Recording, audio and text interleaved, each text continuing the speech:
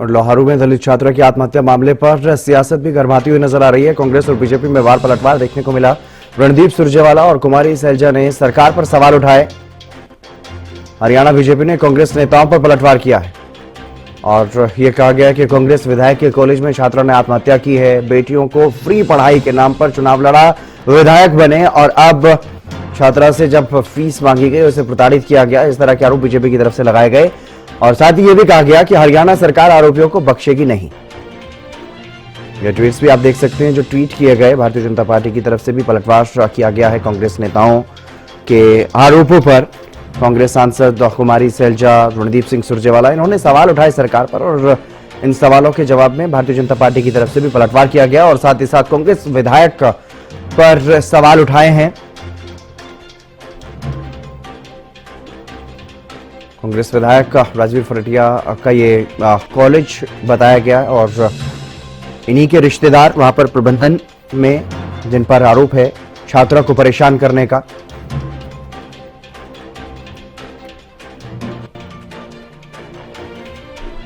तो हरियाणा बीजेपी ने कांग्रेस नेताओं के आरोपों पर पलटवार किया है। कांग्रेस विधायक के कॉलेज में छात्रा ने आत्महत्या की, यह आरोप लगाया गया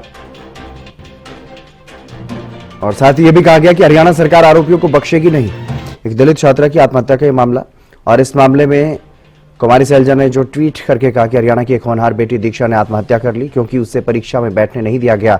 उसकी गलती सिर्फ इतनी थी कि वो गरीब थी और दलित परिवार से थी। क्या शिक्षा अब पैसे और जाति से तय होगी?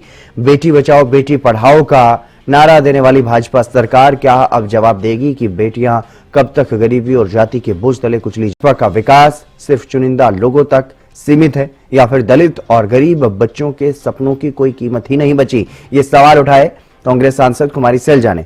इन्हीं के साथ साथ कांग्रेस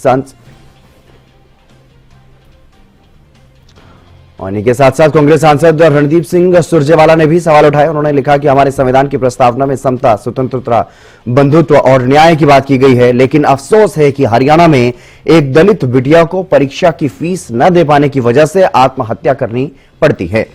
यह घटना न केवल दुखद है बल्कि बेहद शर्मनाक है।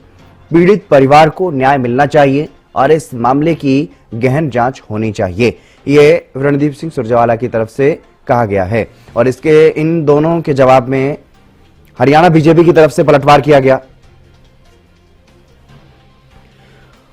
हरियाणा बीजेपी ने पलटवार करते हुए अपने ट्वीट में लिखा कि दलितों पर अत्याचार करना, उन्हें प्रताड़ित करना कांग्रेस की पुरानी परंपरा है। बाबा साहेब डॉक्टर भीमराव अंबेडकर जी से लेकर के आज फरटिया गांव की दलित बेटी दीक्षा तक कांग्रेस और उसके नेताओं ने हमेशा दलित समाज के होनहारों को पढ़ने और उन्हें आगे बढ़ने से रोका है। दलितों के नाम पर राजनीति करने वाला सुरजेवाला कांग्रेस का नेता राजनीतिक रोटियां सेकने से पहले शायद ये भूल गया कि वो कॉलेज कांग्रेस के नेता का है और जिस पर दलित परिवार ने आरोप लगाए हैं वो कांग्रेस नेता के साले का बेटा है। लोहारू हलके के तथाकथित समाजसेवी और वर्तमान विधायक के गांव की गरीब घर में एससी समाज की लड़की जो उन्हीं के कॉलेज में बीए फाइनल ईयर की पढ़ाई कर रही थी, आत्महत्या कर लेती है और आरोप विधायक जी के सगे साले के लड़के पर लगता है। नंबर 1, जिस गांव की गरीब दलित बेटी उस गांव का विधायक, जिस कॉलेज में पढ़ती थी, कॉलेज भी विधायक का ही है और जिसने फीस के बदले शोषण की आत्महत्या के लिए मजबूर किया, वो लड़का भी विधायक के साले का बेटा विधायक कांग्रेस का है। बेटियों को फ्री पढ़ाई, फ्री बस के नाम पर चुनाव लड़ा था। हरियाणा में कहते हैं बाण बेटी सबकी बराबर और सबको साथ लेकर चलना, ये भाजपा सरकार की नीति, नियत और संस्कार हैं।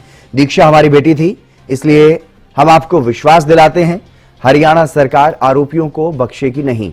कोई कितना ही बड़ा और रसूखदार क्यों ना हो, आरोपी को सजा दिलाने का काम हरियाणा प्रदेश की भाजपा सरकार करेगी। ये भारतीय जनता पार्टी की तरफ से अपने सोशल मीडिया पर पोस्ट के जरिए कहा गया, पलटवार किया गया कांग्रेस नेताओं पर।